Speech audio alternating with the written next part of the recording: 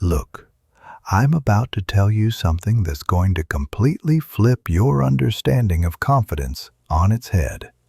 You ready for this? Most people walk around thinking confidence is this magical feeling you either have or you don't.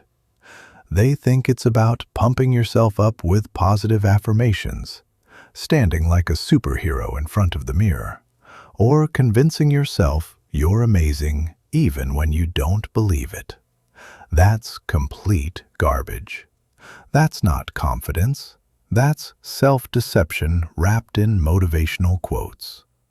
Real confidence, the kind that makes you genuinely dangerous in any situation, has nothing to do with feelings. It's not about emotions or mantras or pretending to be something you're not.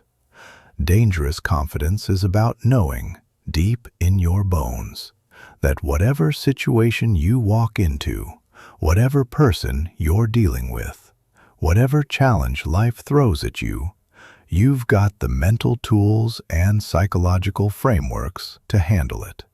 Period. Not because you're faking it, trait you're born with. Like some got the confidence gene and others didn't. Wrong. Confidence is a skill. It's learnable, trainable, and it operates according to specific psychological principles. Once you understand these principles, you don't just become confident, you become dangerously confident. The kind of person who shifts the energy of any room. The kind whose words carry weight. The kind others naturally respect and follow. By the time you finish this, you'll never think about confidence the same way. You're going to learn the real psychology behind unshakable confidence. You're going to discover why everything you've been told is wrong. And you're going to get a step-by-step system that works faster than anything you've tried. But understand this, what I'm sharing isn't for everyone. This is for people who are done with mediocrity. This is for people who want to operate at a level 99% will never reach. Chapter 1. The Lies Keeping You Weak. Before we build dangerous confidence, we need to destroy the toxic lies you've been fed. Because as long as you believe these lies, every technique will fail. Lie number 1.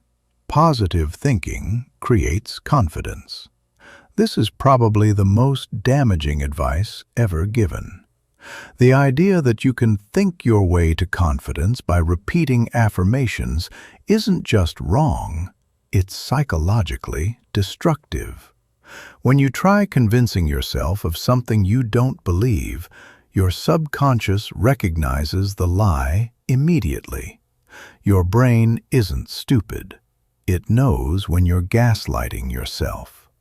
So instead of building confidence, you create internal conflict. You're arguing with yourself, and your brain knows you're full of it. Real confidence doesn't come from positive thinking. It comes from evidence, from proof, from a track record of handling difficult situations and emerging stronger. Your subconscious doesn't care about affirmations. It cares about actual experiences, real data about your ability to handle challenges.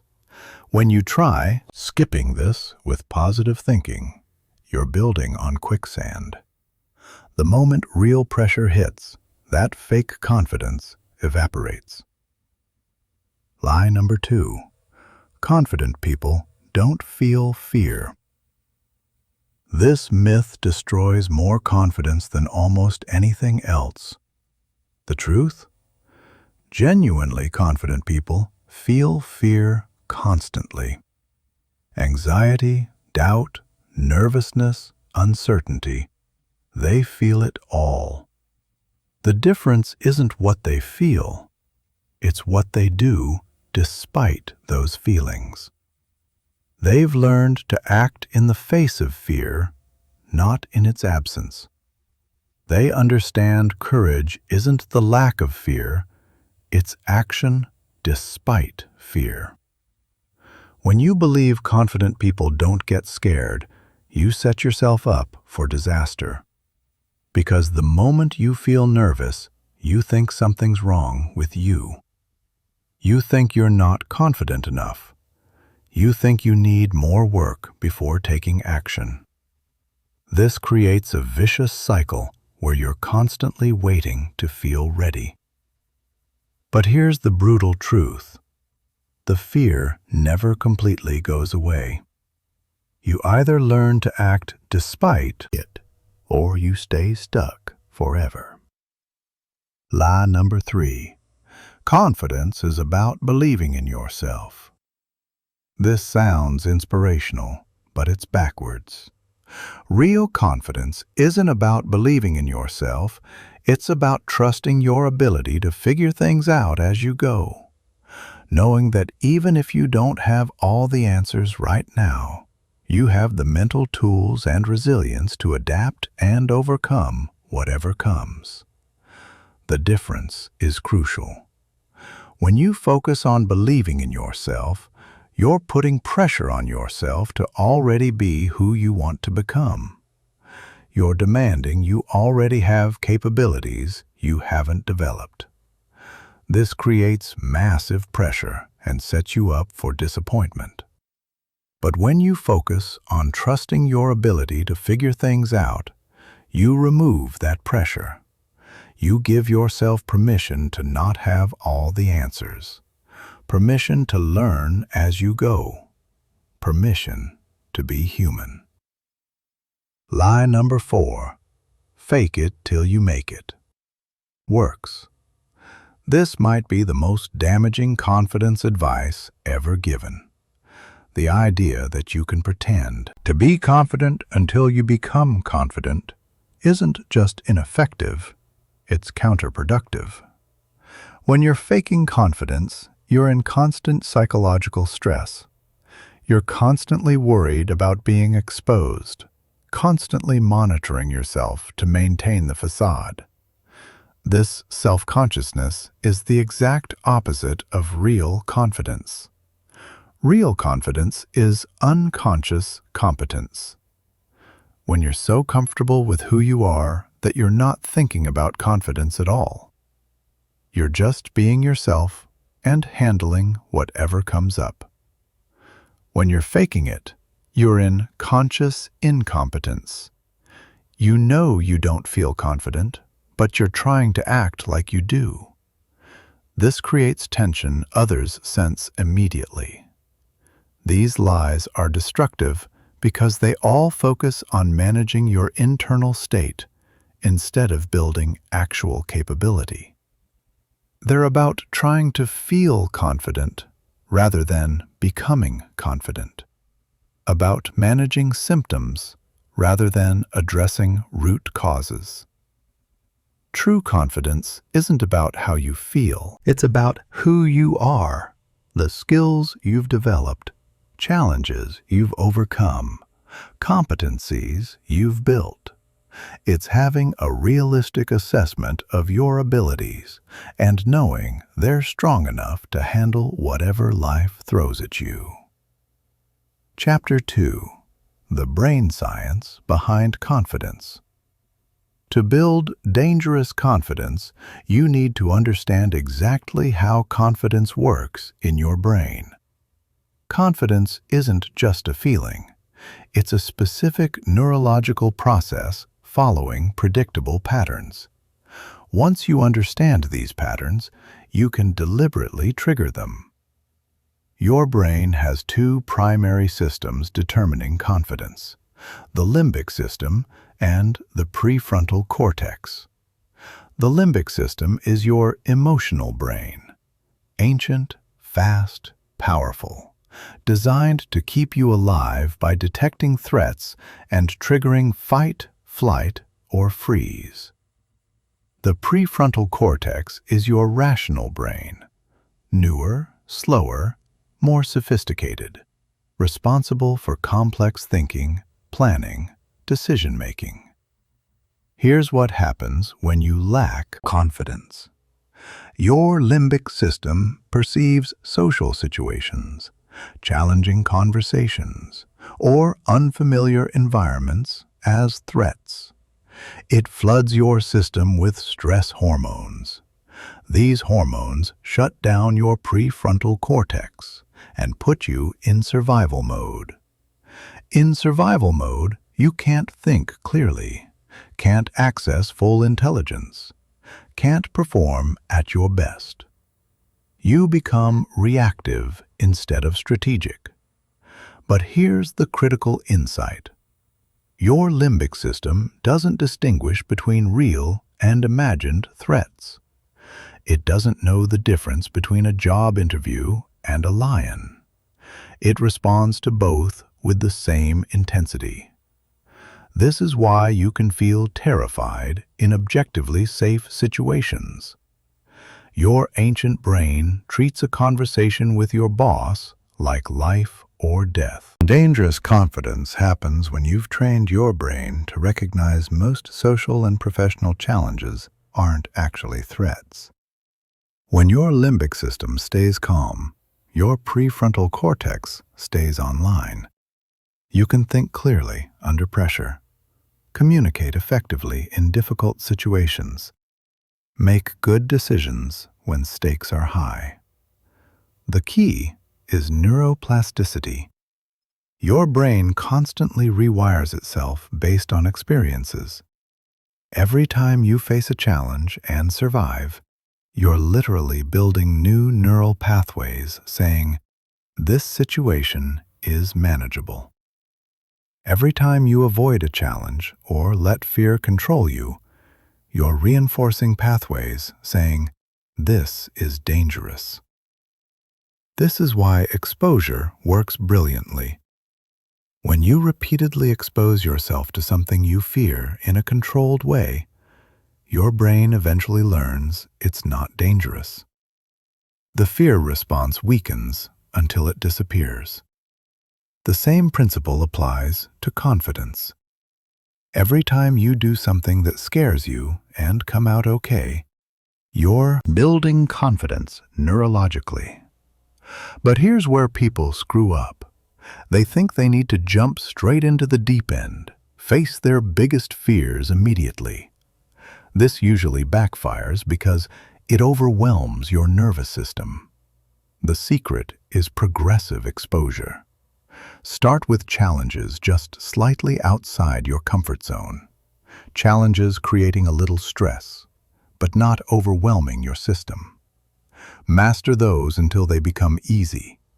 Then take on slightly bigger challenges. Keep escalating gradually, always at the edge of your comfort zone, but never triggering full panic. This works because of stress inoculation. When you expose yourself to manageable stress repeatedly, your nervous system becomes resilient. Your baseline tolerance increases. Situations that used to overwhelm you become manageable. Challenges that paralyzed you become energizing.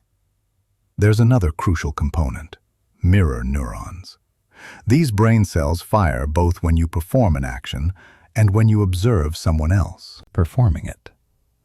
Mirror neurons are how you learn social behaviors, pick up on emotions, and why confidence is contagious. When you're around genuinely confident people, your mirror neurons fire in response to their confidence. Your brain mimics their neural patterns. This is why confidence spreads, and why insecurity spreads equally. You literally catch emotional states from people around you.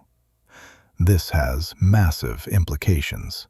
If you want to become dangerously confident, immerse yourself in environments where that confidence level is normal. Study confident people. Really study how they think, move, speak, make decisions. Your mirror neurons will adopt these patterns automatically. Advanced technique.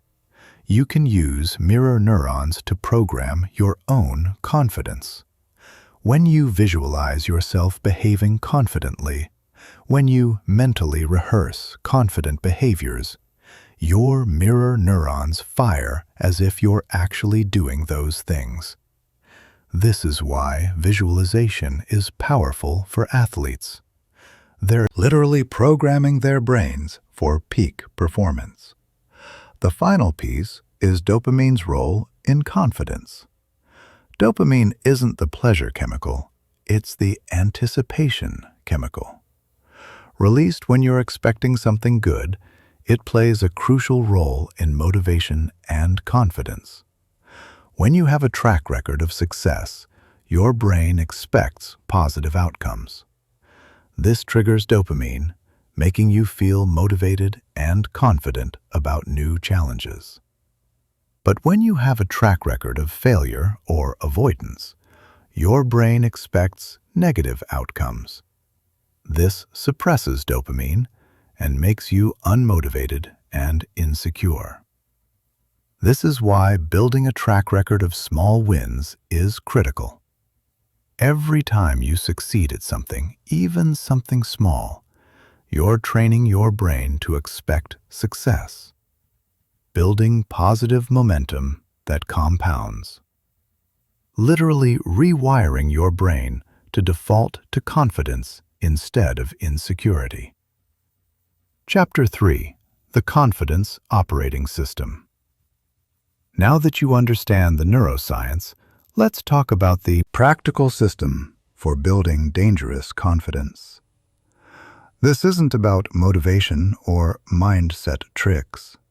This is about installing a completely new operating system that automatically generates confidence in any situation. This system has 4 core components: competence stacking, social calibration, emotional regulation, and reality distortion. Competence stacking, the foundation. Most people try building confidence by working on self-esteem or mindset. This is backwards. Real confidence comes from real competence, from actually being good at things that matter, from having genuine skills you can rely on when things get difficult. Here's how it works. Identify key areas where confidence matters most in your life: professional situations, social interactions, romantic relationships, leadership scenarios. For each area, break down specific skills confident people possess. Then systematically develop those competencies through deliberate practice. For example, if you want confidence in professional situations, key competencies might include clear communication, strategic thinking, conflict resolution, presentation skills, networking ability, industry expertise. You don't try developing all at once. Pick one. Focus intensely until you reach genuine competence. Then move to the next. The key is specificity. Instead of trying to become more confident at work, focus on becoming genuinely excellent at specific skills generating confidence in work environments. Instead of becoming more socially confident, develop specific social skills like reading body language, starting conversations, telling engaging stories, managing group dynamics. This works because your subconscious can't argue with genuine competence. When you know you're actually good at something, when you have proof of your abilities, confidence happens automatically. You don't have to convince yourself of anything. You just know what you're capable of, and that knowledge creates unshakable certainty. Social calibration, reading the room. This is your ability to read social situations accurately and respond appropriately. Most people struggling with confidence have terrible social calibration. They either completely misread social dynamics, or they're so worried about how they're perceived they can't focus on what's actually happening. Dangerous confidence requires razor-sharp social calibration. You need to walk into any room and quickly assess social dynamics, power structures, unspoken rules, emotional undercurrents. Understand not just what people are saying, but what they're really communicating. Pick up on subtle cues most people miss completely. This skill develops through focused attention and practice. Start paying careful attention to social dynamics in every interaction. Watch how people position themselves physically. Notice who speaks first, who gets interrupted, who others look to for approval. Observe patterns in how conversations flow, how decisions get made, how influence gets exercised. Also study high-status, confident people specifically. Watch how they enter rooms, position their bodies, use their voice, handle disagreement, command attention. You're not copying them exactly, but learning underlying principles of confident behavior. The goal is developing such sharp social awareness that you always know where you stand in any interaction. You can sense when someone's testing you, challenging you, manipulating you. Feel when energy in a room shifts. Tell when someone's genuinely interested versus just being polite. This level of social intelligence eliminates most uncertainty, creating insecurity. Emotional regulation, staying centered. This is your ability to manage your internal emotional state regardless of external circumstances. Most people's confidence is completely dependent on how they feel in the moment. Feel good, they're confident. Feel anxious, their confidence disappears. Dangerous confidence means your internal state is largely independent of external circumstances. You feel centered and capable, whether being praised or criticized, whether things are going well or falling apart, whether in familiar territory or completely out of your depth. This doesn't mean not feeling emotions. It means not letting emotions control behavior. You feel fear, but act courageously anyway. Feel uncertainty, but make decisions confidently anyway. Feel pressure, but perform calmly anyway. Emotional regulation happens through 3 mechanisms: breath control, cognitive reframing, and exposure conditioning. Breath control is the fastest way to influence your nervous system. Control your breathing. You directly influence heart rate, stress hormones, mental clarity. Deep, slow breathing activates your parasympathetic nervous system, responsible for the calm, confident state you want. Cognitive reframing is changing how you interpret situations. Instead of seeing challenges as threats, see them as opportunities. Instead of seeing criticism as attacks, see them as feedback. Instead of seeing failure as proof of inadequacy, see it as valuable data for improvement. Exposure conditioning is systematically exposing yourself to situations triggering emotional reactivity, so you build tolerance and control. Similar to progressive exposure earlier, but specifically focused on emotional regulation rather than competence building. Reality distortion, shaping perception.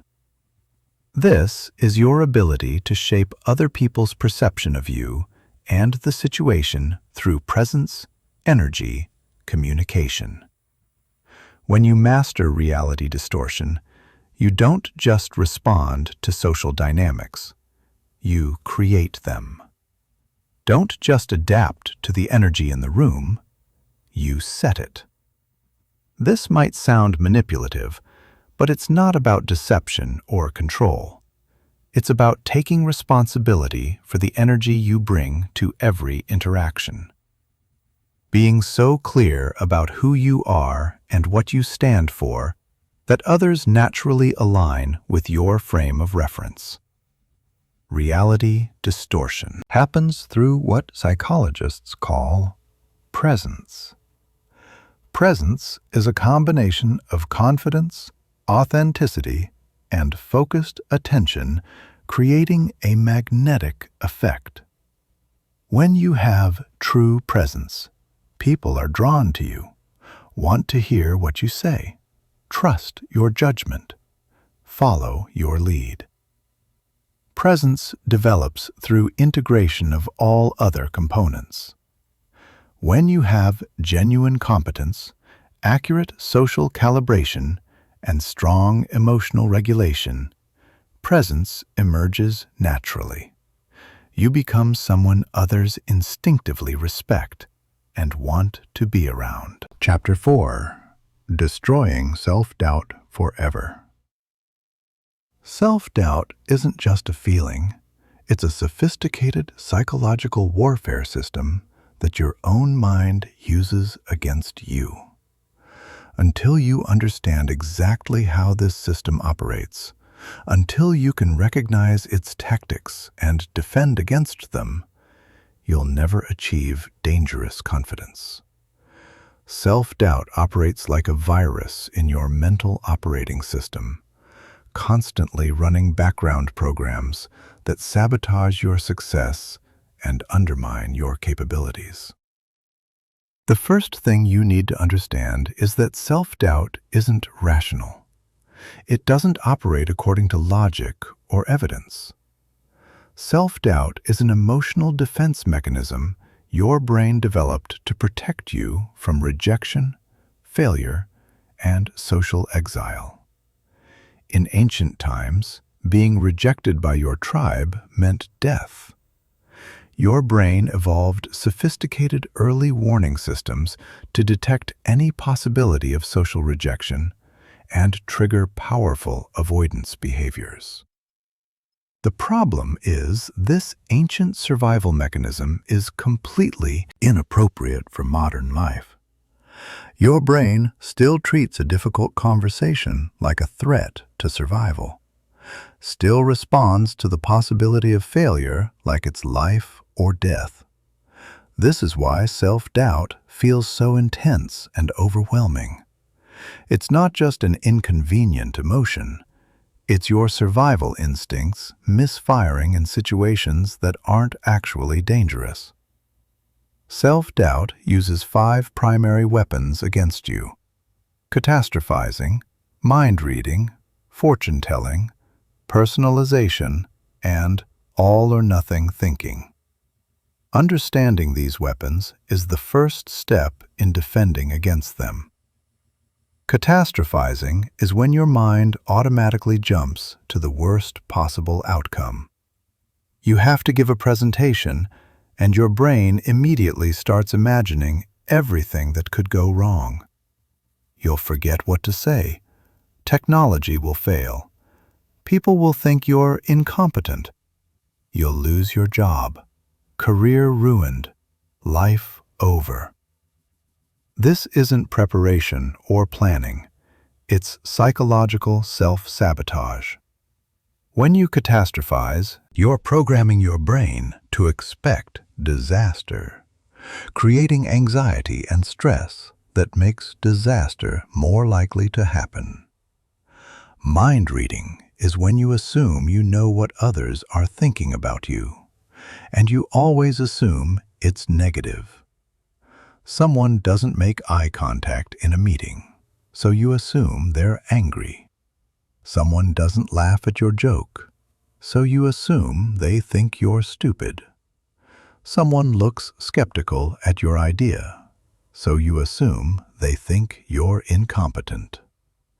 Reality is you have absolutely no idea what others are thinking. Most of the time, people are thinking about their own problems, their own challenges, their own lives.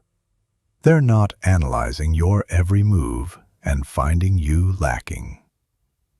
Fortune-telling is when you predict negative outcomes with absolute certainty, even though you have no way of knowing what will actually happen. You decide not to apply for a promotion because you know you won't get it. Don't ask someone out because you know they'll reject you. Don't start a business because you know it will fail.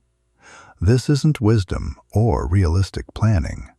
It's self-fulfilling prophecy. When you predict failure with certainty, you either don't try at all or try half-heartedly. Either way, you guarantee the negative outcome you predicted. Personalization is when you take responsibility for things that have nothing to do with you. Someone's in a bad mood, and you assume it's because of something you did. A project doesn't go well, and you blame yourself even though multiple factors were involved.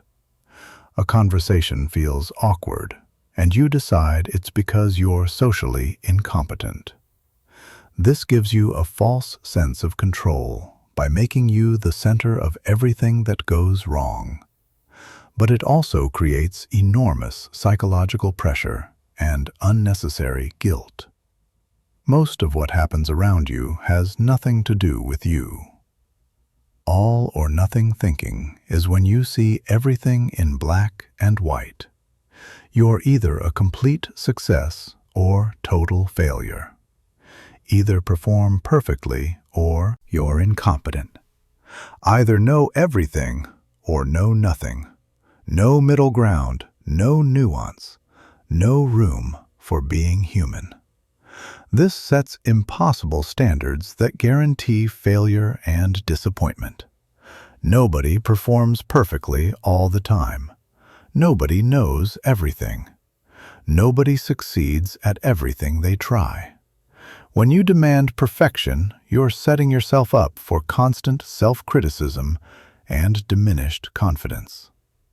The reason these weapons are so effective is they all contain a grain of truth. Sometimes things do go wrong. Sometimes people do judge you negatively. Sometimes you are responsible for negative outcomes. But self-doubt takes these occasional realities and turns them into absolute certainties, makes exceptions into rules, turns possibilities into inevitabilities. Fighting back requires what psychologists call cognitive diffusion. This is the ability to recognize your thoughts as mental events rather than absolute truths. Instead of thinking, "I'm going to fail," you learn to think, "I'm having the thought that I'm going to fail." This small shift in language creates psychological distance between you and your thoughts. It reminds you that thoughts are not facts. You also need to develop the evidence standard. Instead of accepting negative thoughts automatically, you demand evidence. When your mind tells you everyone thinks you're incompetent, you ask for specific evidence. What exactly did someone say or do that proves they think you're incompetent? When your mind tells you you're going to fail, you ask what specific evidence suggests this outcome is inevitable. Most of the time, you'll find there's no real evidence for your negative thoughts. They're just emotional reactions masquerading as rational analysis. When you consistently demand evidence for negative thoughts, they lose their power over you. The final weapon against self-doubt is building self-compassion. This is the ability to treat yourself with the same kindness and understanding you'd show a good friend. Most people are incredibly harsh with themselves. They say things to themselves they'd never say to another person. They hold themselves to standards they'd never expect from others. Self-compassion doesn't mean lowering your standards or accepting mediocrity. It means recognizing you're human, you're learning, you're doing your best with the resources and knowledge you have right now. Understanding that mistakes and failures are part of the learning process, not evidence of fundamental inadequacy. When you develop genuine self-compassion, self-doubt loses most of its power. You stop treating every mistake as proof you're not good enough. Stop interpreting every challenge as evidence you don't belong. Start seeing setbacks as temporary situations rather than permanent character flaws. Chapter 5. Building Magnetic Presence. Presence is the ultimate expression of dangerous confidence. It's not just about feeling confident internally, it's about projecting confidence so powerfully that others feel it immediately. When you master presence, you don't have to tell people you're confident. They sense it the moment you walk into a room. Most people completely misunderstand what presence actually is. They think it's about being loud, aggressive, or dominating. They think it's about taking up space or commanding attention through force. This is not presence. This is insecurity masquerading as confidence. Real presence is calm, centered, and completely secure. It doesn't need to prove anything to anyone. Presence operates on 4 levels: physical, vocal, emotional, and mental. You need to master all 4 to create the kind of magnetic presence that draws people to you. Physical presence. Physical presence starts with your relationship to gravity. Most people fight gravity. They hold tension in their shoulders, clench their jaws, tighten their stomachs. This creates a rigid, defensive posture that signals insecurity and fear. Dangerous confidence requires a completely different relationship with your physical body. You need to learn to work with gravity instead of against it. This means allowing your weight to settle into your lower body, relaxing your shoulders and letting them fall into their natural position, unclenching your jaw and softening your facial muscles, breathing deeply into your belly instead of shallowly into your chest. When you relax into gravity, your posture naturally improves. You become more grounded, more stable, more centered. Others can sense this stability, and it makes them feel safe and comfortable around you. They trust you more because your body language signals you're not threatened or defensive. Eye contact is another crucial component. Most people either avoid eye contact entirely or use it aggressively. Both approaches signal insecurity. Confident eye contact is steady, warm, and completely relaxed. You're not trying to dominate or intimidate. You're simply present and engaged.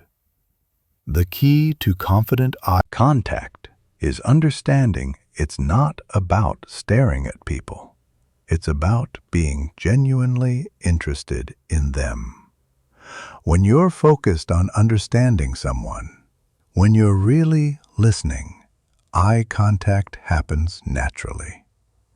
You're not thinking about whether you're making too much or too little eye contact. You're just connected to the interaction. Movement is the third element. Confident people move deliberately and economically. They don't fidget, pace, or make unnecessary gestures. Every movement has purpose and intention. This doesn't mean being rigid or robotic. It means being conscious of how you move through space. Confident movement is also smooth and fluid. There's no jerkiness, no sudden movements, no nervous energy. You move like someone who is completely comfortable in their own body. Vocal presence. Your voice carries enormous amounts of information about your emotional state, confidence level, and social status.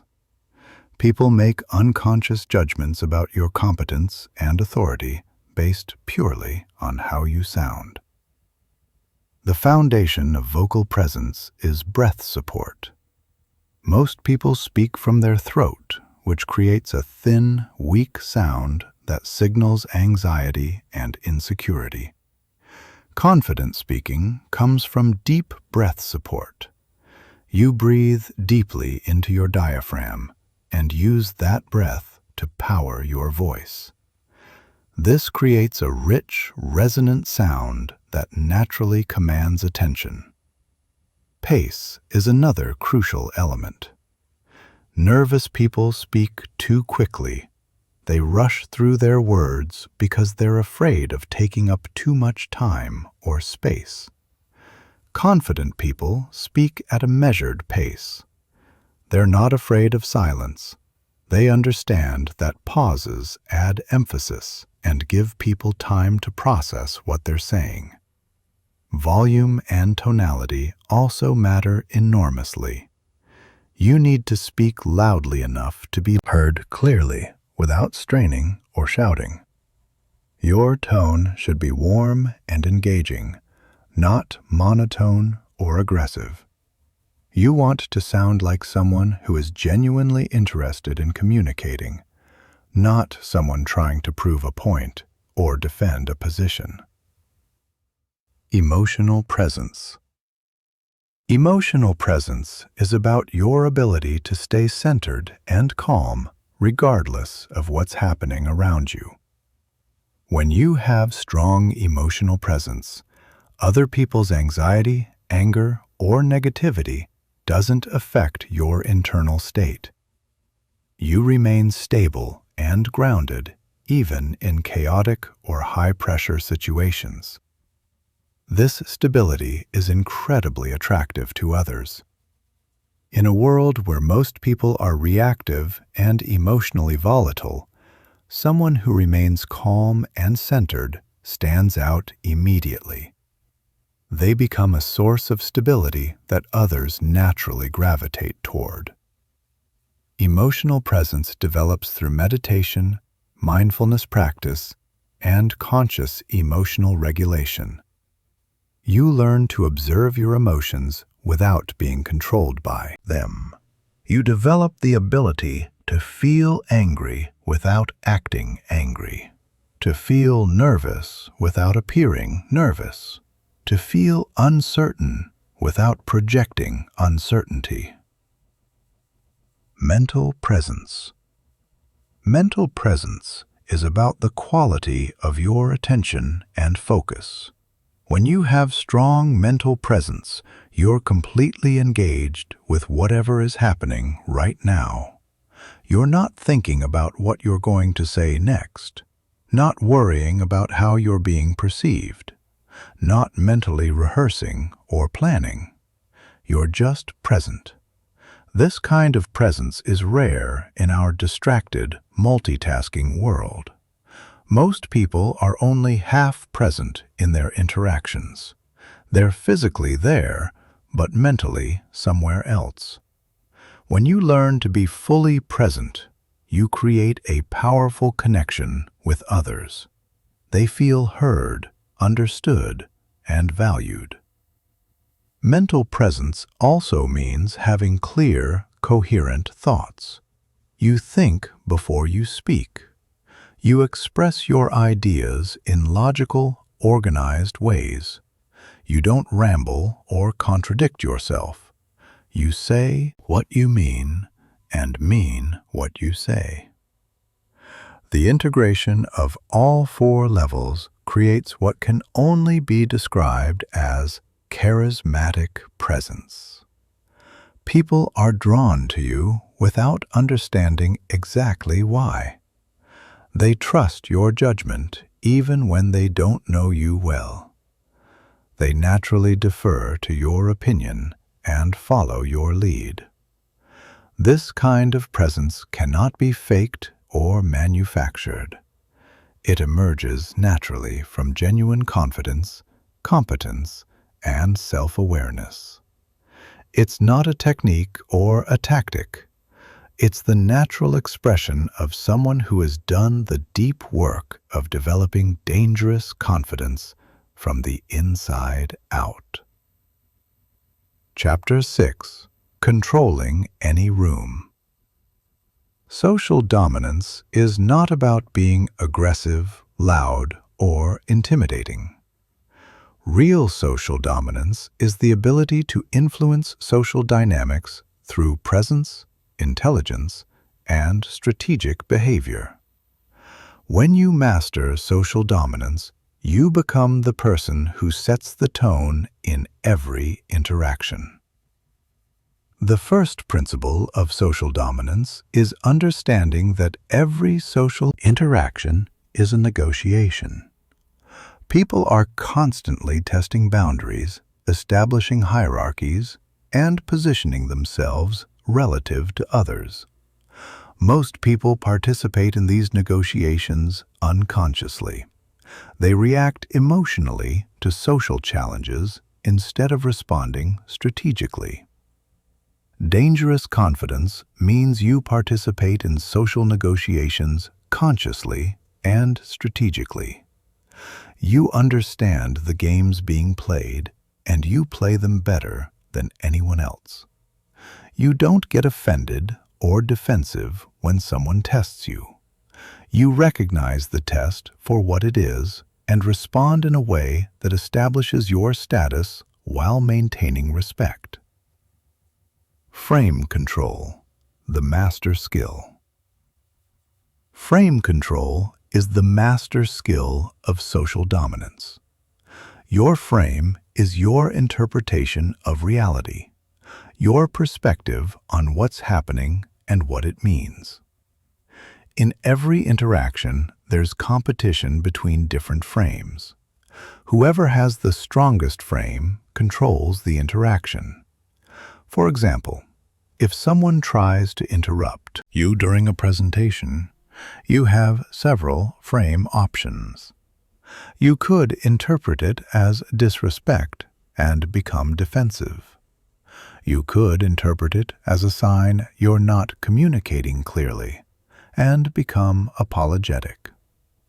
Or you could interpret it as enthusiasm and engagement and respond accordingly. The frame you choose determines how the interaction unfolds.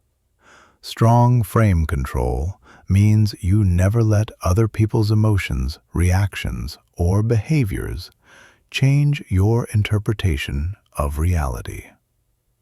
If someone is rude to you, you don't automatically assume you did something wrong. You maintain your frame that you deserve respect and respond accordingly. Strategic positioning. In every social environment, there are positions of power and positions of weakness. Where you position yourself physically, socially, and psychologically determines how much influence you have. Physically, you want to position yourself in places that naturally command attention and respect. In meetings, this might mean sitting where you can see everyone, and everyone can see you. In social gatherings, this might mean positioning yourself near the center of activity or in places where people naturally congregate. Socially, you want to position yourself as someone who adds value to every interaction. You become the person who has interesting insights, useful connections, and valuable resources. You don't try to be the center of attention, but you consistently contribute in ways that make interactions better. Psychologically, you position yourself as someone who is confident, capable, and unshakable.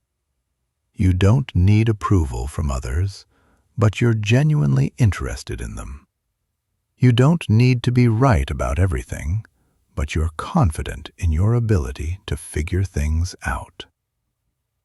Strategic communication.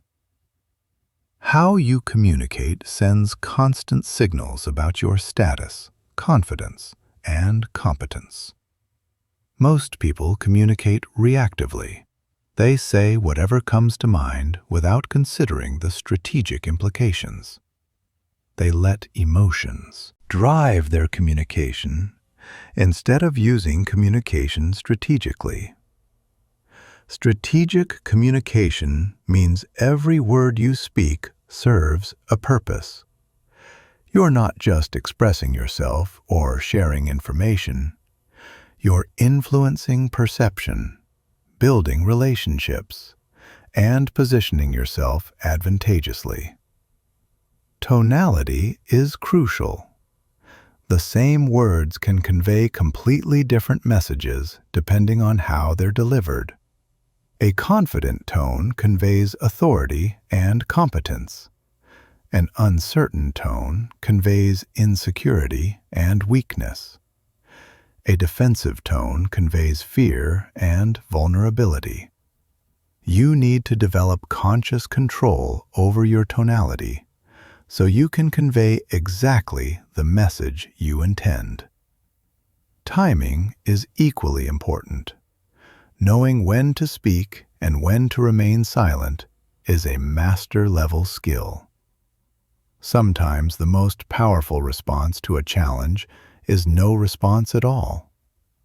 Sometimes the best way to maintain frame control is to let other people reveal their insecurity through their reactions.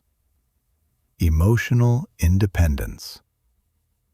Social dominance requires complete emotional independence from other people's reactions, opinions, and behaviors.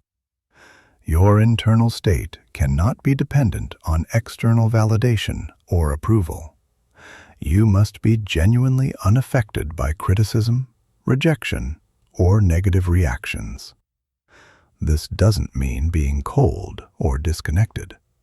It means being so secure in yourself that other people's emotions and reactions don't destabilize you. You can care about people without being controlled by their moods. You can be empathetic without absorbing their anxiety or anger. Emotional independence develops through consistent practice of not taking things personally.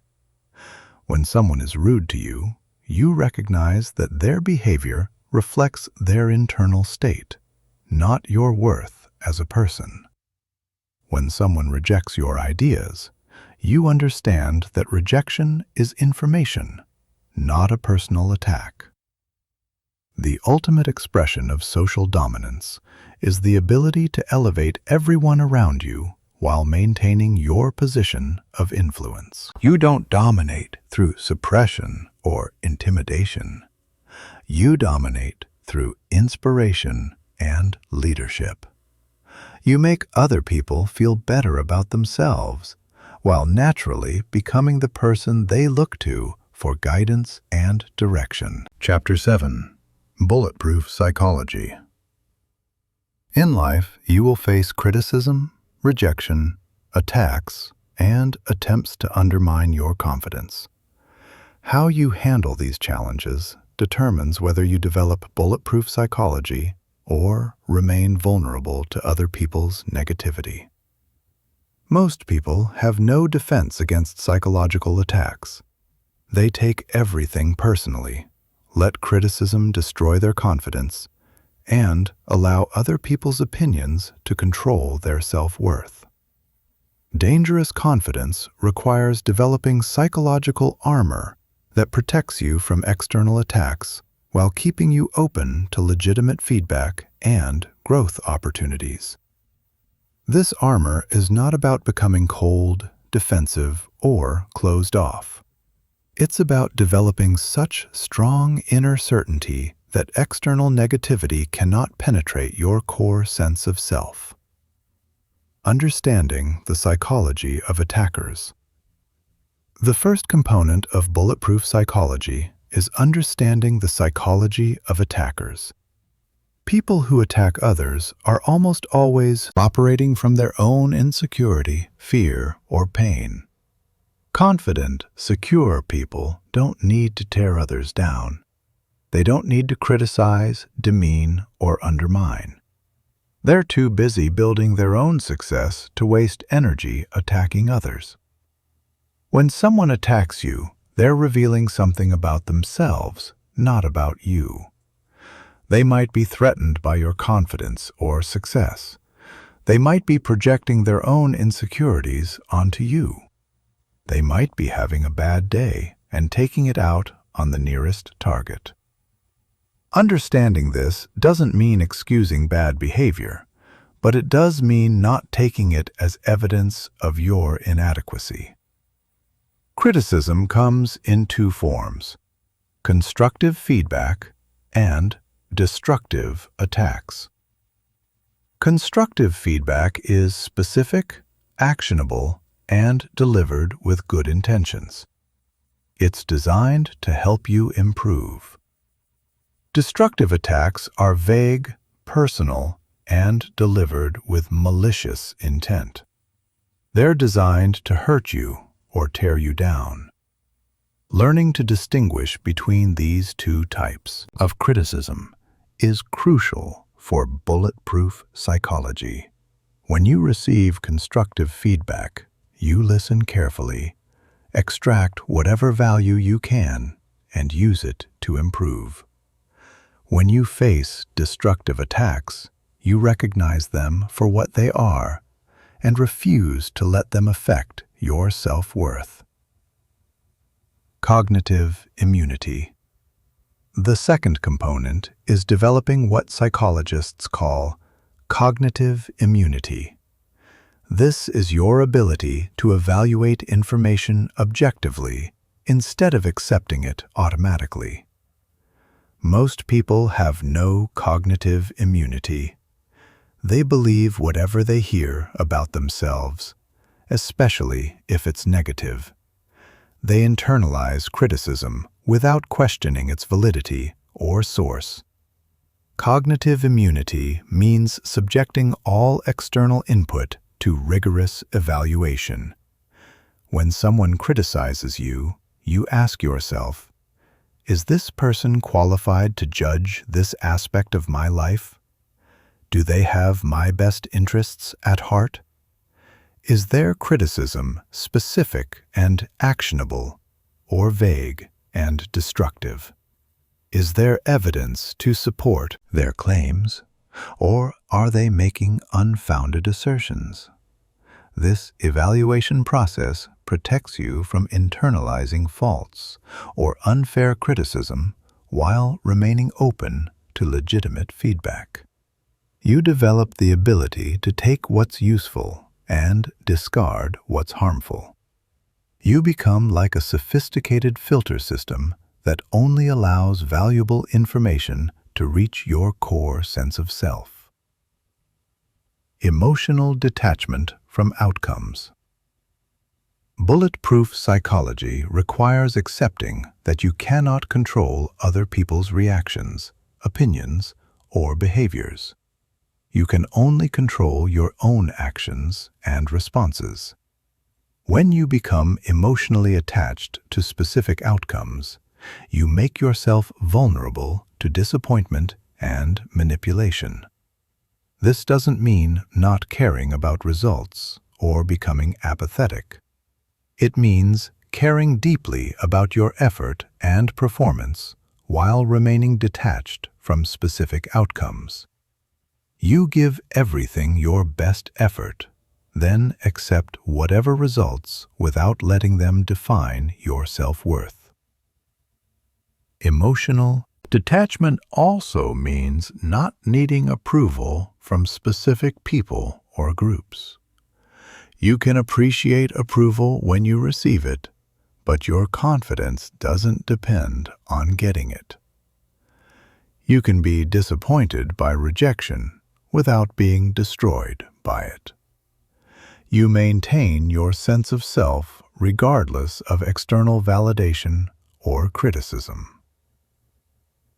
Reframing adversity as strength training.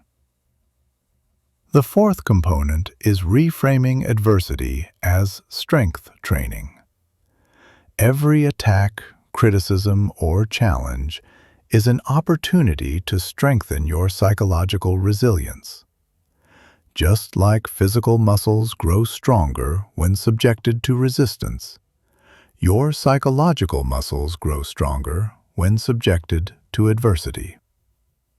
When someone tries to tear you down, you use it as practice for maintaining your composure under pressure. When someone rejects your ideas, you use it as practice for handling disappointment gracefully. When someone questions your competence, you use it as motivation to develop even greater competence. This reframing transforms challenges from threats into opportunities. Instead of avoiding difficult situations or people, you seek them out as training opportunities. You welcome resistance because you know it's making you stronger and more resilient. Diversifying sources of self-worth. The fifth component is developing multiple sources of self-worth. Most people derive their confidence from one or two sources: their job, their relationship, their appearance, or their achievements. This makes them extremely vulnerable because any threat to these sources threatens their entire sense of self. Bulletproof psychology requires diversifying your sources of self-worth. You derive confidence from your character, your values, your relationships, your skills, your contributions, your growth, and your potential. If one area faces challenges, you have multiple other sources to maintain your confidence. This diversification also includes developing internal sources of validation rather than relying entirely on external approval. You learn to acknowledge your own progress, celebrate your own victories, and appreciate your own efforts. You become your own source of positive reinforcement instead of depending on others to make you feel good about yourself. Stress inoculation. The final component is building what military psychologists call stress inoculation. This is deliberately exposing yourself to manageable levels of stress, criticism, and adversity so you build tolerance and resilience. If you only operate in comfortable, supportive environments, you remain vulnerable to any unexpected challenges. Stress inoculation means gradually exposing yourself to more difficult situations, challenging conversations, and potentially critical audiences. You start with manageable challenges and gradually increase the difficulty as your tolerance grows. This process builds genuine confidence based on proven ability to handle adversity. Chapter 8. High-pressure performance. The true test of dangerous confidence is how you perform under pressure. Anyone can feel confident in comfortable, familiar situations. But real confidence means maintaining your composure, clarity, and capability when stakes are high, time is limited, and everything is on the line. High pressure. Situations reveal who you really are. They strip away pretense, expose weaknesses, and demand authentic competence. You cannot fake your way through genuine pressure. You cannot rely on superficial confidence techniques when everything matters. You need deep, unshakable inner certainty that has been tested and proven through experience. The psychology of pressure. The psychology of pressure is fascinating and predictable. When stakes increase, your nervous system activates the same ancient survival mechanisms that kept your ancestors alive. Your body floods with stress hormones.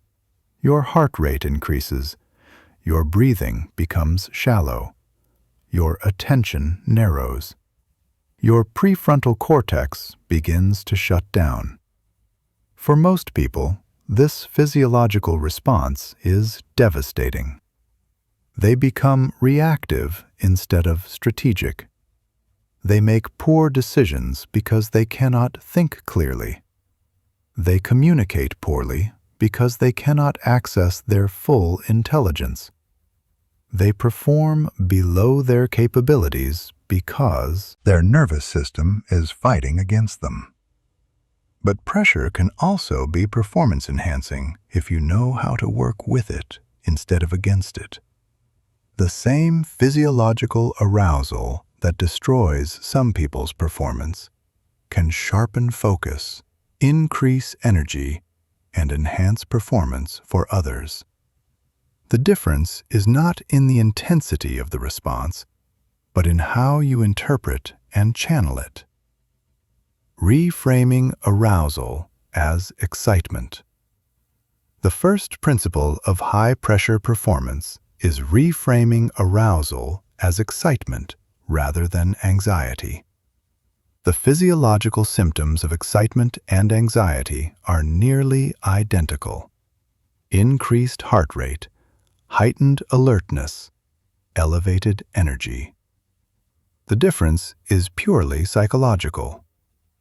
When you interpret arousal as excitement, it enhances performance. When you interpret it as anxiety, it impairs performance. This reframing requires conscious practice. When you feel your heart racing before an important presentation, instead of thinking, "I'm nervous and something might go wrong," you think, "I am excited and ready to perform." This simple cognitive shift changes your relationship with pressure from adversarial to collaborative. The zone state. The second principle is developing what athletes call the zone state. This is a psychological state where you are completely absorbed in the present moment, performing at peak capacity with minimal conscious effort. In the zone, self-doubt disappears. Fear vanishes. You are purely focused on execution. The zone state has specific characteristics that you can learn to cultivate. Time perception shifts. Difficult tasks feel effortless. Self-consciousness disappears. Performance becomes automatic.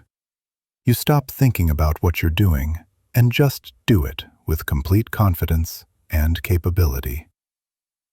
Accessing the zone requires 3 elements: clear objectives, immediate feedback, and balanced challenge.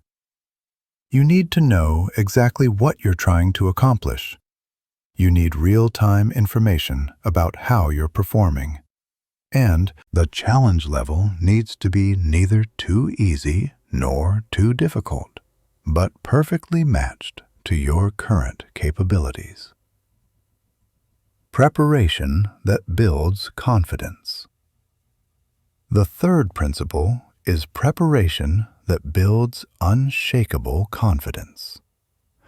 Most people prepare by trying to memorize information or rehearse specific responses.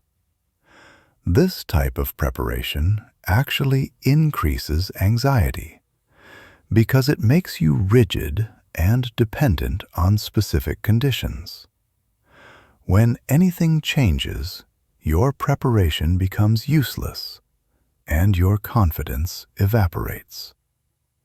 Effective preparation focuses on developing adaptive capability rather than specific responses. Instead of memorizing exactly what you'll say, you become so knowledgeable about your topic that you can discuss it fluently from any angle. Instead of rehearsing specific scenarios, you develop general skills that apply to any situation. This type of preparation builds what psychologists call self-efficacy, confidence in your ability to handle whatever comes up. You're not confident because you know exactly what will happen. You're confident because you know you can adapt to whatever does happen. Breath control as foundation. The fourth principle is breath control as the foundation of everything else. Your breathing directly controls your nervous system activation. When you breathe slowly and deeply, you activate your parasympathetic nervous system, which promotes calm, clear thinking. When you breathe quickly and shallowly, you activate your sympathetic nervous system, which triggers stress responses. Most people completely ignore their breathing when pressure increases.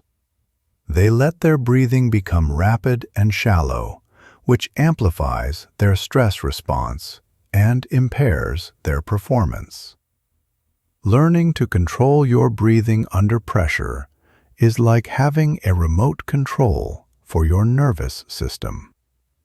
Effective breathing for high-pressure performance involves deep diaphragmatic breathing with extended exhales. You breathe in for 4 counts, hold for 4 counts, and exhale for 6 counts. This pattern quickly shifts your nervous system into a calm, focused state that enhances rather than impairs performance. Strategic thinking under pressure. The fifth principle is maintaining strategic thinking despite emotional pressure. Pressure creates tunnel vision. You become so focused on immediate threats that you lose sight of broader objectives and strategic considerations. You react to whatever is happening right now instead of thinking about what should happen next. Strategic thinking under pressure requires deliberately expanding your perspective. You force yourself to step back mentally and consider the bigger picture. What are you really trying to accomplish? What are your options? What are the likely consequences of different choices? What would a calm, strategic person do in this situation? This mental stepping back is difficult when pressure is high, but it's essential for peak performance. It prevents you from getting caught up in emotional reactions and helps you make decisions based on logic and strategy rather than fear and anxiety. Using pressure as fuel. The final principle is using pressure as fuel for extraordinary performance. Instead of trying to eliminate pressure or minimize its effects, you learn to harness its energy for enhanced performance. Pressure becomes a signal that something important is happening, and you need to bring your best effort. Great performers in every field understand this principle. They don't try to avoid pressure, they seek it out. They don't try to feel calm, they try to feel energized. They don't fear high-stakes situations, they thrive in them, because they know pressure brings out their best. Chapter 9. Unshakable Self-Worth. True confidence cannot be built on external foundations. It cannot be based on achievements, possessions, other people's opinions, or temporary circumstances. All of these things can change or disappear, and when they do, so does any confidence built upon them. Dangerous confidence requires unshakable self-worth that comes from your core identity rather than external circumstances. Most people build their confidence like a house of cards. They stack achievement on top of achievement, approval on top of approval, success on top of success, hoping to eventually feel good enough. But this approach is fundamentally flawed because it makes your confidence dependent on maintaining perfect performance and constant external validation. Separating identity from results. The first pillar of unshakable self-worth is separating your identity from your results. You are not your achievements. You are not your failures. You are not your job title, your bank account, your relationship status, or your social media following. These are all external circumstances that can change. Your core identity is something deeper and more permanent. This separation requires developing what psychologists call outcome independence. You can care deeply about your result while not deriving your self-worth from them. You can be disappointed by failure without questioning your fundamental value. You can be proud of success without becoming dependent on it for confidence. Outcome independence develops through conscious practice of evaluating yourself based on effort and process, rather than just results. Did you prepare thoroughly? Did you give your best effort? Did you act according to your values? Did you learn something valuable? These process-focused questions help you maintain confidence even when results are disappointing. Unconditional self-acceptance. The second pillar is developing unconditional self-acceptance. This means accepting yourself completely, including your flaws, limitations, and mistakes. Most people practice conditional self-acceptance. They only like themselves when they're performing well, looking good, or meeting their own standards. This creates constant internal pressure and chronic insecurity. Unconditional self-acceptance doesn't mean being satisfied with mediocrity or avoiding growth. It means accepting where you are right now while working toward where you want to be. It means treating yourself with compassion and understanding rather than constant criticism and judgment. This acceptance extends to your past mistakes and failures. Instead of carrying guilt and shame about previous errors, you view them as learning experiences that contributed to your current wisdom and capabilities. You cannot change the past, but you can change how you interpret and use it. Living according to core values. The third pillar is clarifying and living according to your core values. Values are the principles and beliefs that guide your decisions and behavior. When you live according to your values, you feel aligned and authentic.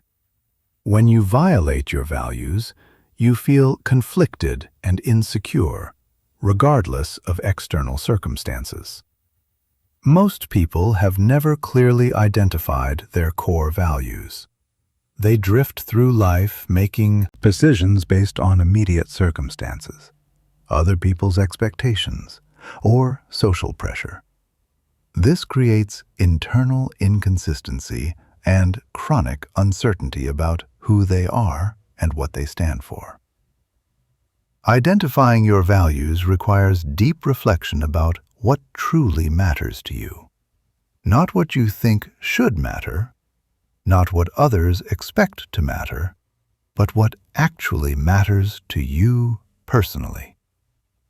Common core values include integrity, growth, connection, contribution, freedom, security, adventure, and creativity. Once you identify your values, you need to align your behavior with them consistently. This means making decisions based on your values rather than fear, convenience, or social pressure. It means standing up for what you believe in even when it's difficult or unpopular. Intrinsic motivation. The fourth pillar is developing what psychologists call intrinsic motivation. This is motivation that comes from internal satisfaction rather than external rewards.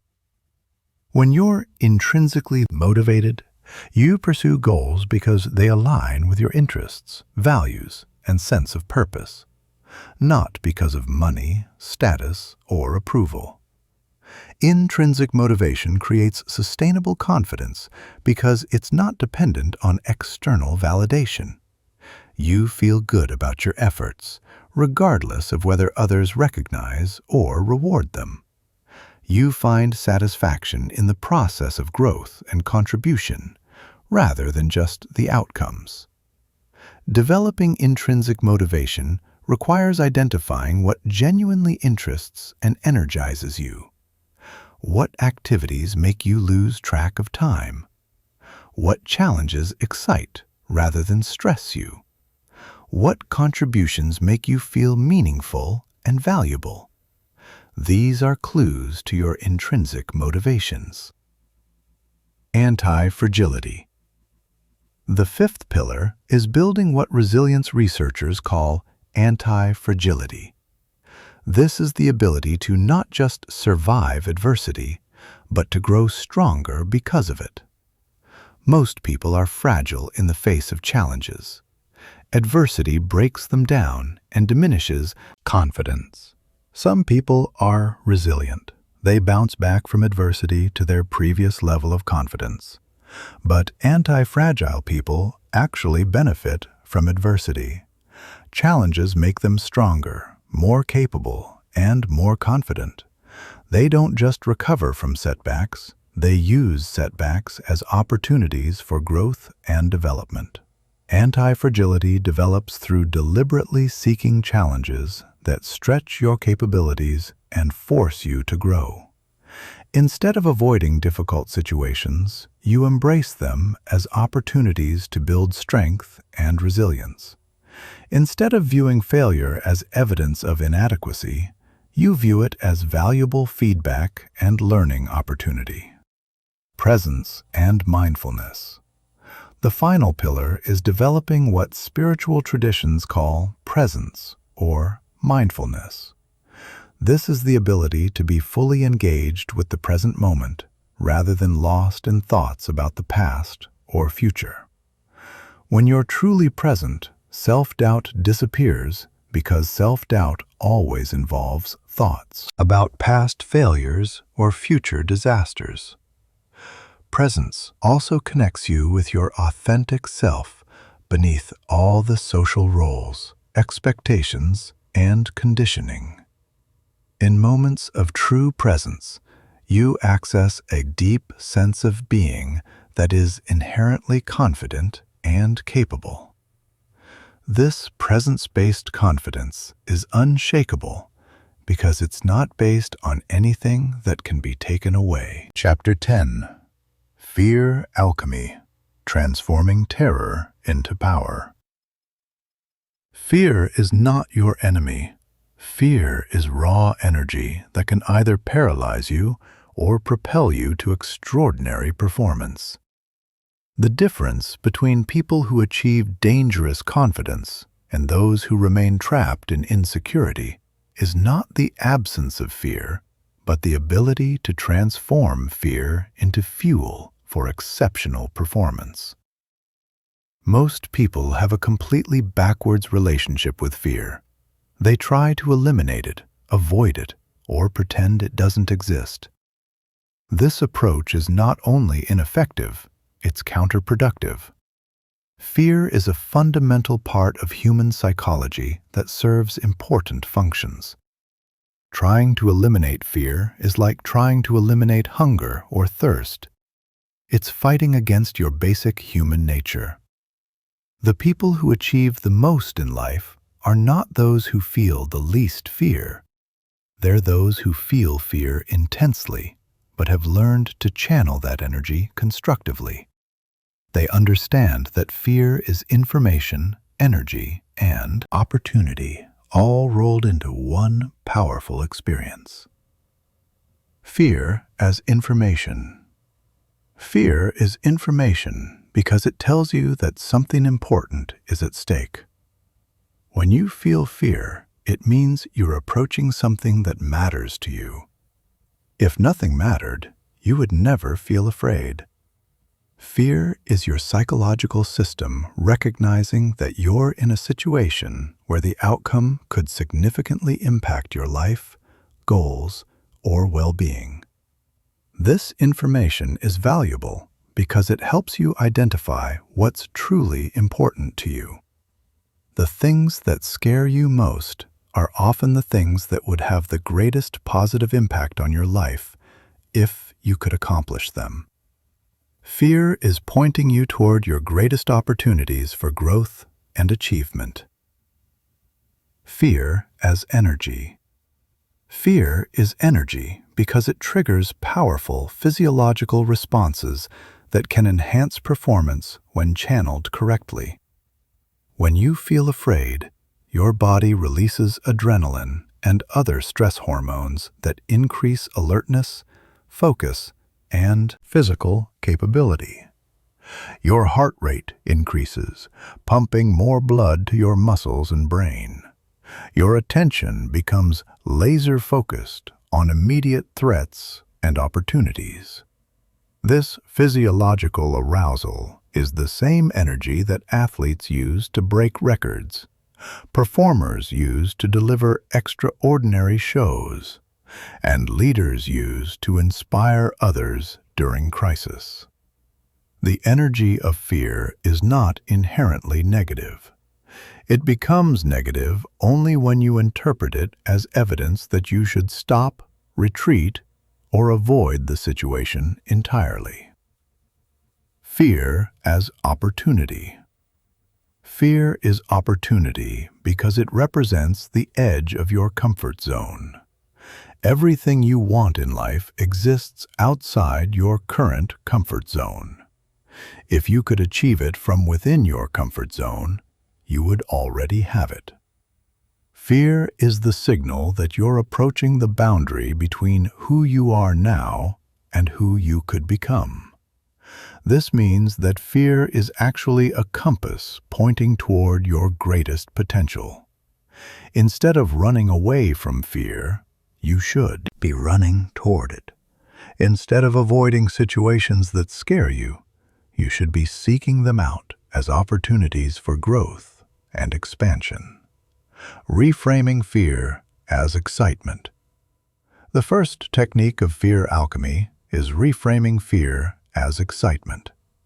The physiological experience of fear and excitement are nearly identical. Increased heart rate, heightened alertness, elevated energy. The only difference is the story you tell yourself about what these sensations mean. When you feel those familiar sensations of fear, instead of thinking, I'm scared and something might go wrong. You consciously think, I'm excited and something amazing is about to happen.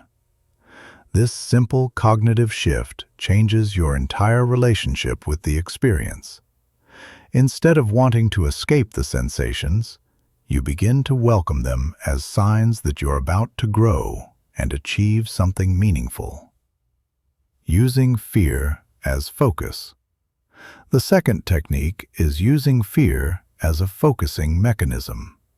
Fear naturally narrows your attention and eliminates distractions. Instead of fighting this focus, you can use it strategically to enhance your performance. When you feel afraid, you consciously direct that focused energy toward the specific actions you need to take. For example, if you're afraid before giving a presentation, instead of trying to calm down completely, you use that focused energy to review your key points, connect with your purpose for speaking, and prepare mentally for delivering value to your audience. The fear becomes fuel for preparation and performance rather than a distraction from them. Progressive exposure. The third technique is progressive exposure to build fear tolerance. Just like building physical strength requires progressive resistance training, building psychological strength requires progressive exposure to challenging situations. You systematically expose yourself to situations that create manageable levels of fear, building your tolerance and confidence gradually. This process works because each successful encounter with fear proves to your nervous system that the situation is manageable. Your brain learns that you can handle challenging situations and come out stronger. This builds genuine confidence based on proven capability rather than positive thinking or self-deception. The key is starting with situations that create mild to moderate fear rather than jumping into the deep end. If you're socially anxious, you might start by making eye contact with strangers, then progress to small talk, then to starting conversations, then to speaking in small groups, and eventually to public speaking. Each level builds confidence for the next level. Stress inoculation. The fourth technique is developing stress inoculation. This involves deliberately putting yourself in challenging situations when the stakes are relatively low, so you build resilience for when stakes are high. It's like getting a vaccination against psychological overwhelm. For example, you might practice difficult conversations with friends before having them with your boss. You might practice presenting to small supportive groups before presenting to large critical audiences. You might practice taking calculated risks with small amounts of money before making larger financial decisions. This preparation builds confidence because when you face high-stakes situations, you've already proven to yourself that you can handle similar challenges. Your brain has evidence that you can perform under pressure, which reduces anxiety and increases confidence. Fear as motivation for preparation. The fifth technique is using fear as motivation for preparation. When you feel afraid of an upcoming challenge, instead of letting that fear paralyze you, you use it as energy for thorough preparation. Fear becomes your signal to start preparing more intensively. This preparation is not just about learning information or practicing skills. It's about mentally rehearsing success, visualizing positive outcomes, and building confidence through imaginary experience. Athletes use this technique extensively, mentally practicing their performance over and over until success feels familiar and automatic. Finding purpose beyond yourself. The final technique is finding purpose beyond yourself. Fear is most powerful when you're focused primarily on yourself, your safety, your comfort, your image, your success. When you connect with purposes larger than yourself, fear loses much of its power because you're no longer the center of the equation. When you're fighting for something you believe in, protecting people you care about, or contributing to causes that matter to you, fear becomes secondary to mission. You're willing to face fear because something more important than your comfort is at stake. This doesn't mean becoming reckless or ignoring legitimate dangers. It means developing the courage to act despite fear when action serves purposes larger than your immediate comfort and safety. This type of purpose-driven courage is the foundation of dangerous confidence, because it makes you willing to face any challenge in service of what truly matters to you. Chapter 11. Building Unstoppable Momentum. Dangerous confidence is not just about feeling confident in isolated moments. It's about building unstoppable momentum that carries you forward regardless of obstacles, setbacks, or external circumstances. Momentum is the difference between people who achieve extraordinary things and people who remain stuck in cycles of starting and stopping. Understanding the psychology of consistency. The foundation of momentum mastery is understanding the psychology of consistency. Your brain is a pattern recognition machine that's constantly looking for evidence about who you are and what you're capable of. Every action you take is either reinforcing positive patterns or negative patterns. Every choice you make is either building momentum or destroying it. When you consistently take positive actions, your brain begins to see you as someone who follows through, who keeps commitments, who achieves goals. This creates a positive identity that makes future positive actions easier and more automatic. Your brain starts expecting success because success becomes your normal pattern. Conversely, when you consistently break commitments to yourself, procrastinate, or give up when things get difficult, your brain sees you as unreliable and incapable. This creates a negative identity that makes future positive actions harder and less likely. Your brain starts expecting failure because failure becomes your normal pattern. Marginal gains strategy. The key insight is that momentum is built through small, consistent actions rather than occasional, large efforts. Most people try to build momentum through dramatic gestures, starting intense workout routines, launching ambitious projects, or making radical life changes. These approaches usually fail because they're unsustainable and they set you up for dramatic failures that damage your confidence.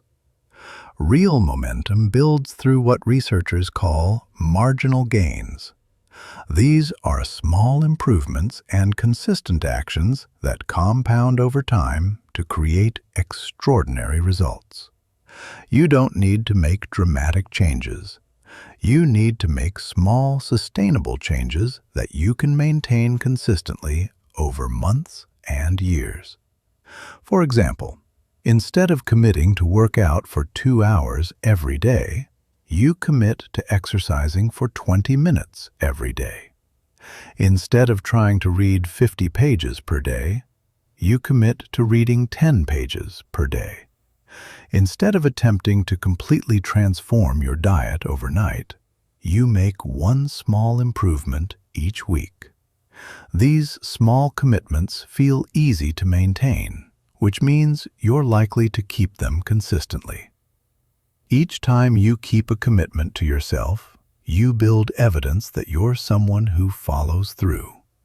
This evidence creates confidence and makes future commitments easier to maintain. Positive feedback loops. The second principle of momentum mastery is creating what systems theorists call positive feedback loops. These are self-reinforcing cycles where positive actions create positive results, which motivate more positive actions, which create even better results. Once you establish positive feedback loops, momentum becomes self-sustaining. For example, if you commit to learning something new every day, you become more knowledgeable, which makes you more confident, which makes you more willing to take on challenges, which creates more learning opportunities, which makes you even more knowledgeable. The cycle feeds on itself and accelerates over time. Building positive feedback loops requires identifying activities that create multiple benefits simultaneously. Exercise improves physical health, mental clarity, emotional resilience, and self-confidence. Reading improves knowledge, thinking skills, vocabulary, and perspective. Networking improves relationships, opportunities, influence, and social skills. When you focus on activities that create multiple benefits, you get exponential returns on your time and energy investment. Each action you take improves multiple areas of your life simultaneously, which creates rapid progress and strong momentum. Operational momentum. The third principle is developing what military strategists call operational momentum. This is the ability to maintain forward progress even when individual battles are lost or specific tactics fail. Instead of being derailed by setbacks, you adapt quickly and continue moving toward your objectives. Operational momentum requires separating your identity from specific outcomes. You're not trying to be perfect or to succeed at everything. You're trying to maintain consistent forward progress over time. Some days will be better than others. Some strategies will work better than others. Some projects will succeed while others fail. None of this matters as long as your overall trajectory remains positive. This perspective allows you to be resilient in the face of temporary setbacks. When something doesn't work out, you extract whatever lessons you can, adjust your approach, and keep moving forward. You don't waste time and energy dwelling on failures or questioning your overall direction. You maintain focus on the next action you can take to move closer to your goals. Energy management. The fourth principle is energy management rather than time management. Most people try to build momentum by managing their time more efficiently. They create detailed schedules, use productivity apps, and try to squeeze more activities into each day. This approach often backfires because it focuses on quantity rather than quality of effort. Momentum mastery requires understanding that energy, not time, is your most valuable resource. You have different types of energy: physical, mental, emotional, and creative. Each type follows predictable patterns and can be optimized through specific strategies. Physical energy comes from sleep, nutrition, exercise, and stress management. Mental energy comes from focused work, learning, and intellectual challenges.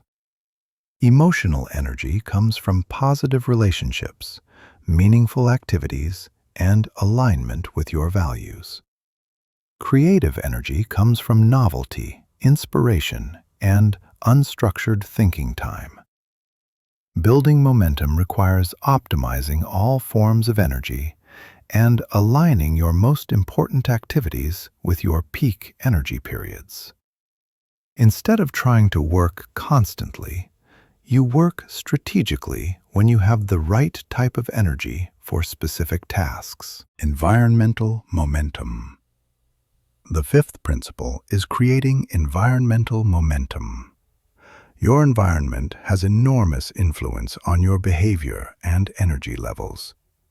When your environment supports positive actions, momentum builds naturally.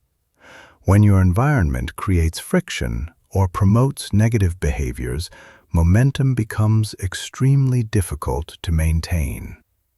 Environmental momentum involves designing your physical and social environments to make positive behaviors easier and negative behaviors harder. This might mean organizing your workspace to minimize distractions, surrounding yourself with people who support your goals, or removing temptations that undermine your progress. You also need to create what behavioral economists call choice architecture. This involves structuring your decisions so that positive choices become the default option. Instead of relying on willpower to make good choices, you make good choices automatic through smart environmental design. Celebrating progress. The final principle is celebrating progress rather than just achievement. Most people only acknowledge success when they reach major milestones or final goals. This approach undermines momentum because it provides very little positive reinforcement for the daily actions that create long-term success. Momentum mastery requires celebrating small wins and recognizing progress at every level.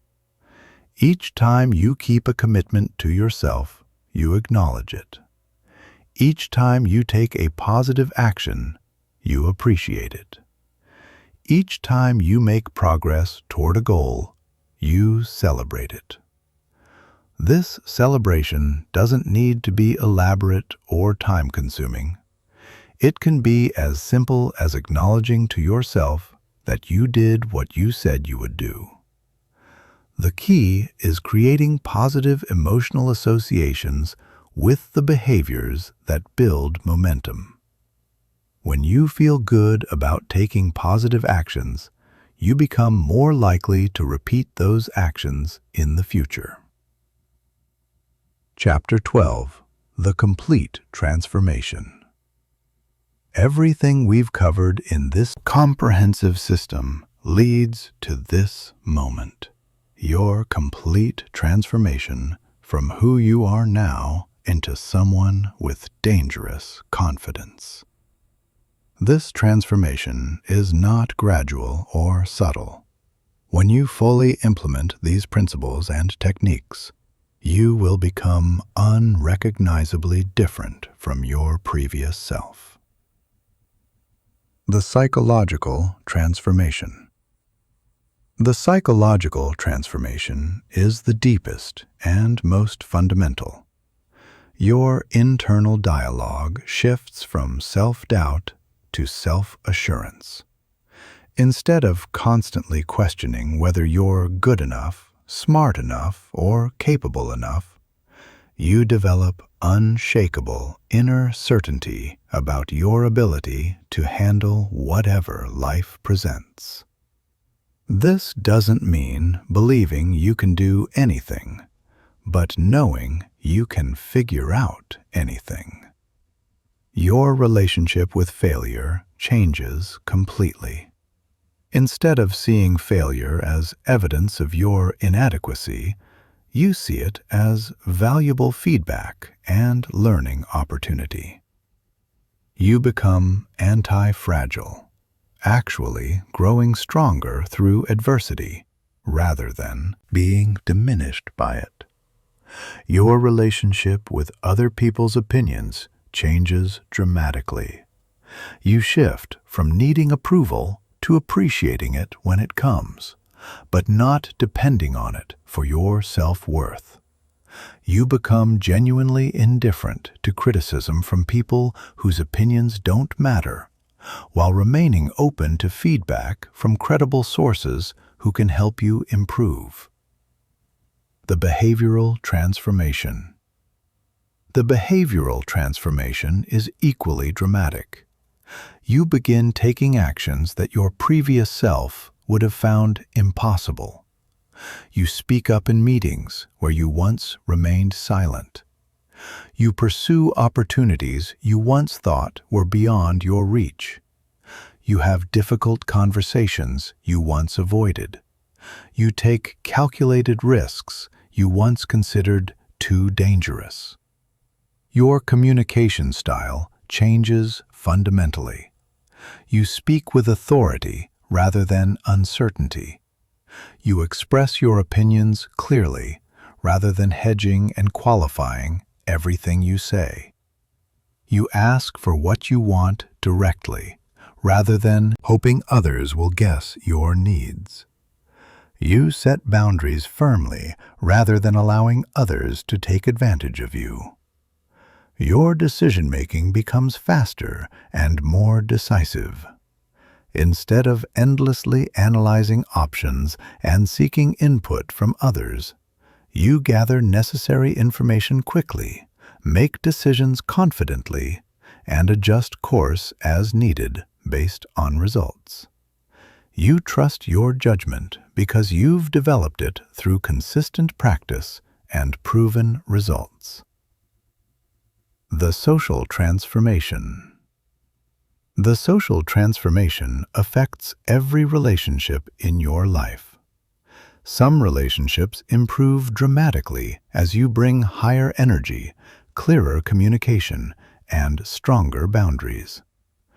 Other relationships end because they were based on your previous insecurity and cannot survive your newfound strength and clarity.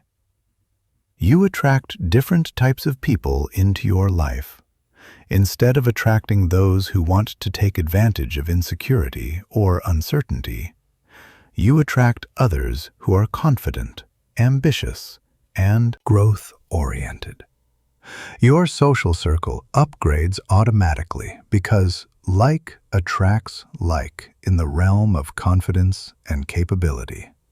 Your professional life transforms as well.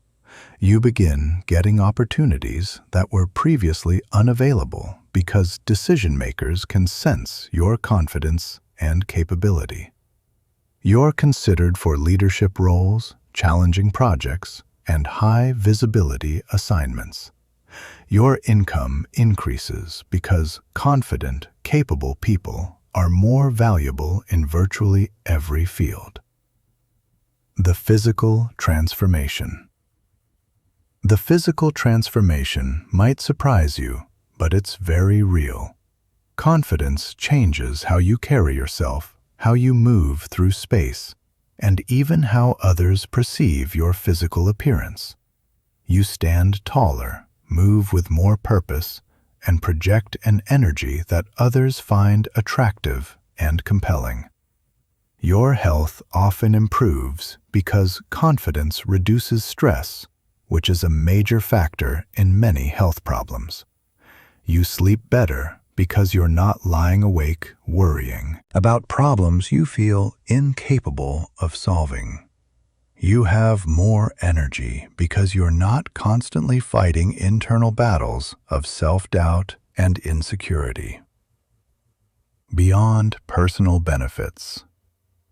But transformation is not just about personal benefits.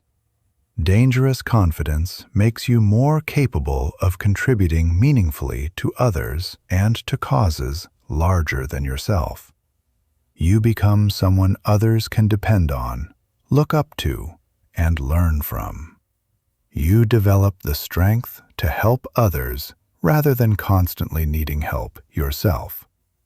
This contribution aspect is crucial because dangerous confidence without purpose can become destructive. True confidence is always paired with responsibility. As your capability increases, so does your obligation to use that capability in service of positive outcomes for yourself and others. Ongoing maintenance. The maintenance of dangerous confidence requires understanding that transformation is not a destination, but an ongoing process. You don't reach a point where the work is done and you can coast on your achievements. Confidence requires constant cultivation through continued challenge, growth, and contribution. You must continue seeking situations that stretch your capabilities and force you to grow. You must continue learning new skills, taking on new challenges, and expanding your comfort zone. The moment you become complacent is the moment you begin losing the confidence you've worked so hard to build. You must also continue contributing to others and to purposes larger than yourself. Confidence that serves only selfish purposes eventually becomes hollow and meaningless. True fulfillment comes from using your capabilities to create positive impact in the world around you. Protecting your confidence. The ongoing maintenance also requires protecting your confidence from influences that could undermine it. This means being selective about the people you spend time with, the media you consume, and the environments you frequent. You must guard your mental space as carefully as you would guard your physical health. It means saying no to opportunities, relationships, and commitments that drain your energy or conflict with your values. It means maintaining the habits, practices, and disciplines that built your confidence in the first place. It means never taking your confidence for granted or assuming it will maintain itself without conscious effort. The ultimate expression. The ultimate goal of dangerous confidence is not just personal success or satisfaction, although these are natural byproducts. The ultimate goal is becoming the type of person who makes the world better through their presence, contributions, and example. You become someone who inspires others to develop their own confidence and capabilities. You become a force for positive change in every environment you enter. Not through preaching or trying to fix others, but through embodying the qualities you want to see in the world. You demonstrate that it's possible to be confident without being arrogant, strong without being cruel, and successful without sacrificing integrity. This is what dangerous confidence really means. It's not about intimidating others or dominating situations. It's about being so secure in yourself, so clear about your values, and so committed to positive outcomes that nothing can shake your core sense of purpose and direction. You become genuinely dangerous to mediocrity, excuses, and limitations, while being a source of inspiration and possibility for everyone around you. Your transformation is complete when confidence becomes so natural that you're no longer conscious of it. You're not thinking about being confident, because confidence has become your default state. You're not trying to project confidence because confidence radiates from you automatically. You're not working on confidence because confidence has become simply who you are. This is the ultimate expression of dangerous confidence, when it becomes so integrated into your identity that it's invisible to you, but unmistakable to everyone else. You've become someone who not only possesses unshakable confidence, but who inspires and enables it in others. You've completed the journey from insecurity to dangerous confidence. And in doing so, you've become a completely different person with unlimited potential for impact and achievement.